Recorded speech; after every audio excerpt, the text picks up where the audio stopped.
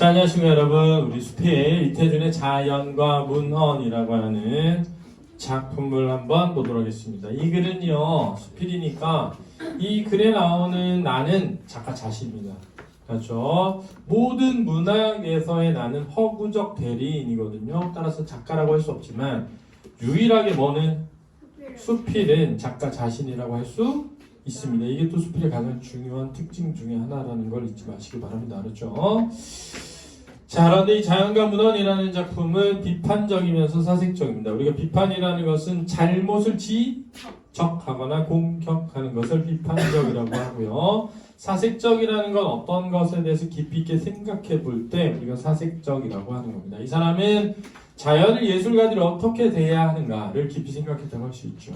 선생님이 수필을 잘하려면 소재와 소재에 대한 뭘 찾아라? 견해를 찾아야 한다. 왜? 수필은 인생관이나 가치관을 묻는데 우리가 인생관, 가치관을 바로 알기는 어려우니까 수필에 나오는 뭘 먼저 찾고 소재를 먼저 찾고 그 소재에 대한 견해를 찾으면 가치관과 인생관이 나온다. 특히 견해는 지향적인 가치와 지양적인 가치가 있어요. 지향은 뭐니? 내가 그것을 좋아하는 거죠. 지양은 싫어하는 거, 나쁜 거 이렇게 생각하면 되겠습니다. 그래서 단정적 어조가 드러나고요. 또 문답의 형식을 지니고 있다라는 걸 알면서 한번 가보도록 하죠. 자, 자연은 왜 존재해 왔나?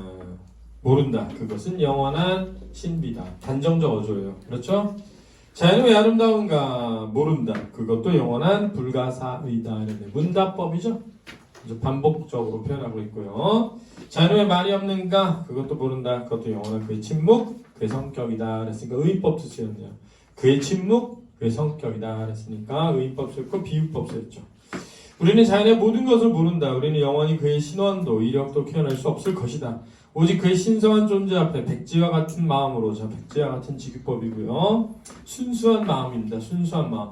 경건한 직감이 있을 뿐이다. 자, 순수한 마음과 경건한 직감은 플러스일까 마이너스일까? 플러스죠.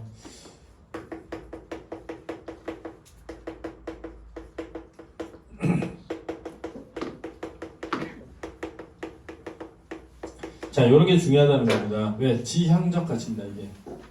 자, 글쓰리가 생각하는 자연을 대한 올바른 태도는 순수한 마음과 경건한 뭐다?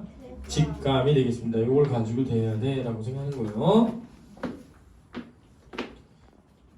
직감 이상으로 자연의 정체를 볼 수 없고 들을 수 없을 것이다. 그럼 뭐가 제일 중요하다? 직감이 제일 중요해. 이런 뜻이죠. 직감 이상으로는 알 수 없어. 이렇게 되겠죠. 직감이 뭐야? 직접 감각으로 느끼는 것. 알았지? 직접 감각으로 느끼는 것. 자, 그러면 책을 읽어서 아는 건 직감이니 간접적인 거니? 간접적인 거죠. 그렇죠? 간접적인 거죠. 왜 그런 거 있잖아. 선생님도 그런 거 되게 중요하게 여기는데 직감을 되게 중요하게 여기거든요. 그래서 이제 예를 들면 선생님 이번에 인테리어를 하는데 인테리어 업자를 2명 만났어. 그러면 이제 그 사람이 뭐 예를 들면 뭐 예산 얼마 정도 나올 것 같다. 뭐 도면 이렇게 그림 될 것 같다. 막 이런 얘기할 때 그 이야기의 타당성보다 훨씬 중요한 게 뭐냐면 딱 만났을 때 느낌. 만났을 때 잘 이거 이성적으로 설명은 안 되는데 그 사람 만났을 때 느끼게 되는 감정 이게 되게 중요한 거 같아요. 그러니까 막 그런 거 있잖아. 니네들 왜 학원 갔는데 니네들도 뭐 선생님 딱 처음 봤을 때 다니기 싫다 이런 생각 딱 직감적으로 딱 느낄 수 있잖아. 여긴 다니기 싫다. 그냥 모르겠어. 다 뭐 합리적으로 따지면 다니는 게 맞는데 그냥 싫을 수 있잖아. 그걸 직감적이라고 하거든. 그런 게 있다는 거예요.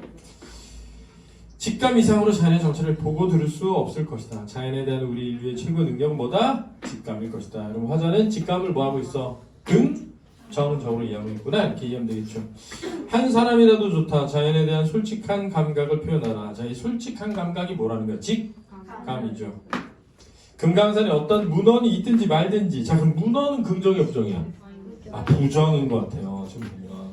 왜냐면 지금 문헌은 있든지 말든지니까 문헌은 지향적이죠. 자, 지향적이라는 건 문헌을 소중히 여기지 않는다. 이렇게 되겠죠. 알아두세요.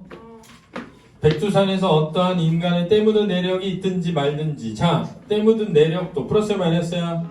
마이너스죠. 인간의 내력도 문헌도 같은 겁니다. 부정적으로 보고 있는 거예요. 조금도 그따위에 관심할 것 없어. 자, 그따위에 자 이런 데에 글쓴이에 뭐가 드러나? 태도가 드러나죠. 긍정태도야 부정태도야? 안진우 그따위가 자 너무 좋아. 이상하잖아. 안진우 그따위가 뭐라고? 그러면은 안진우가 소중하다 안 소중하다? 안 소중해 할 때 쓰는 거예요. 알아두시기 바라고요. 관심할 것이 없어 산이면 산대로 물이면 물대로 보고 느끼는 대로 노래하는 시인은 없는가? 경승지에 가려면 문헌부터 뒤지는 극히 독자의 감각력엔 자신 없는 사람은 예술가가 아니다. 자, 경승지에 가면 경승지가 뭐야?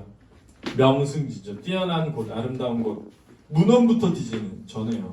진짜 저는 여행 가기 전에 항상 그곳에 대한 뭘 사? 책을 사. 그래서 책을 읽고 가요. 아 여기 가면 뭘 봐야 되는구나 이렇게. 예전에는 한 번은 제주 지리학 책을 본 적이 있어요. 그래서 제주의 지리학, 지질학. 그래가지고 제주의 광물이 뭐가 많고 이 광물이 언제 만들어졌고 이게 몇 년 된 거고 이런 거 있잖아. 그런 거 재밌거든. 은근. 왜냐면 이 광물의 역사는 인간의 역사여가지고 인간 생명이 광물에서 왔단 말이에요. 인간 생명 자체가. 그래서 저는 그런 거 사서 보는데 저 같은 사람 되게 싫어하네 이태준이. 근데 저 같은 사람은 예술가는 아니니까 그래도 되죠. 조그만 학문과 고고의 사무가일 뿐 빛나는 생명의 예술가는 아니다. 그럼 잘 봐. 학문과 고고의 사무가랑 예술가를 서로 뭐하고 있어? 비하고 있다. 알아두세요.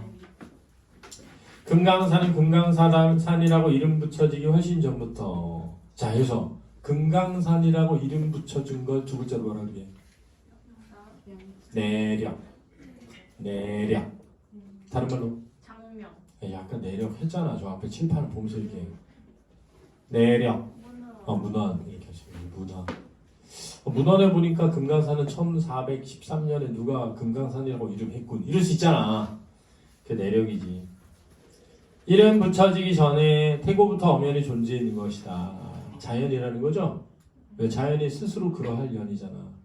스스로 그렇게 먼저 있었다 이런 거거든. 인간과 관계없이. 그러니까 뭘로 해야 된다? 직감해야 된다는 거야. 직감. 알았지? 옥녀봉이 명경대니 하는 이름과 전설은 가장 최근의 일이다. 본래 금강산은 아무런 관계도 없는 그야말로 묵은지설이다. 근거가 없는 이야기. 소문거리 모델로서의 금강산 12,000봉인이 12봉인이 하고 계산된 사파로서의 금강산을 보지 못해 있을 필요가 무엇인가? 무슨 법이야? 서리법. 그럴 필요가 있다 없다? 없다.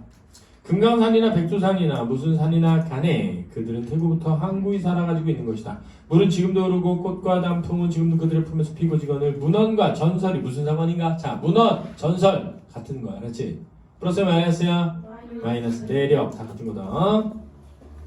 고안품이나 고적이라면 모르겠지만 죽을 줄 모르는 생명의 덩어리인 자연에게 있어 문헌이란 별무가치인 것이다. 별로 가치가 없다라는 거죠. 그러면 고안품이나 고적은 문헌이 같이 있어요. 그렇지? 근데 고안품이나 고전은 인간이 만든 거죠. 고적은. 알았지? 서적. 알았지? 인간이 만든 거죠. 흔히 시인들은 자연을 대상으로 한 시나 기행문에서 너무 문헌에 묶인다. 고안품을 보는 것 같고 자연을 보는 것 같지 않은 것이 흔히 독자에게 주는 불육해다. 문헌을 학자들에게 던져두라. 명령형이죠. 그죠? 누구한테 얘기하는 거야? 독자들한테 하는 얘기야? 예술가들한테 하는 얘기야? 예술가들에게 경계하는 겁니다. 예술가에게는 언제 어디든지 신대륙 신세계여야 할 것이다. 즉 문헌을 본다는 것은 누군가가 본 걸 그걸 통해서 보는 거니까 구대륙이 된다는 거야. 이해됐니? 그 비주얼 표현이죠. 여기서 신대륙이라는 건 뭘 의미해? 직감하라는 거죠. 마치 처음 본 것처럼. 알았니? 마치 내 눈으로 직접 처음 본 것처럼 하라는 거니까 신대륙이란 뭐라고? 직감하라는 뜻이다. 이해됐습니까? 네. 네, 수고하셨습니다.